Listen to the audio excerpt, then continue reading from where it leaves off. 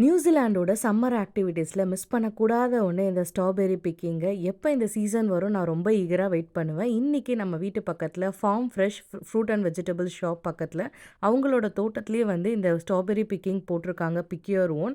So நம்ம போய் அழகாக பறிச்சிக்கலாங்க. இந்த ஸ்ட்ராபெர்ரிஸ் எல்லாமே அவ்வளோ பெருசு பெருசாக இருந்ததுங்க. டேஸ்ட்டுமே ரொம்ப ஜூஸியாக இருந்தது. இது வந்து மியானி ரோட்டில் இருக்குங்க. இவங்களது நல்ல பெரிய ஃபார்மாக இருக்குது. அண்ட் இவங்க ஃபார்ம் பக்கத்துலேயே வந்து டொமேட்டோஸும் போடுவாங்க எவ்ரி இயர். அதுவுமே பிக் யுவர் ஓன் வந்து ஜான் அண்ட் ஃபெப்ல ஓப்பன் ஆகுங்க.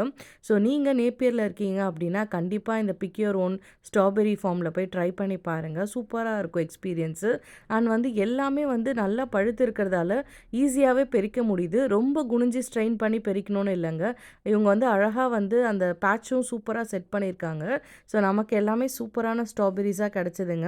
இதை வச்சு நம்ம ஜாமும் பண்ணலாம், டெய்லி பிரேக்ஃபாஸ்ட் ஓட்ஸ் அந்த மாதிரியும் சாப்பிட்லாம், இல்லை ஈவினிங் ஸ்நாக் அந்த மாதிரியும் நம்ம எடுத்துகிட்டு போகலாங்க. பெரி சீசன் வந்து இப்போ தான் நியூசிலாண்டில் பீக்காக இருக்குது. மற்ற பெரிஸ்லாமே பிக் யுவர் ஓன் போட்டிருக்காங்க.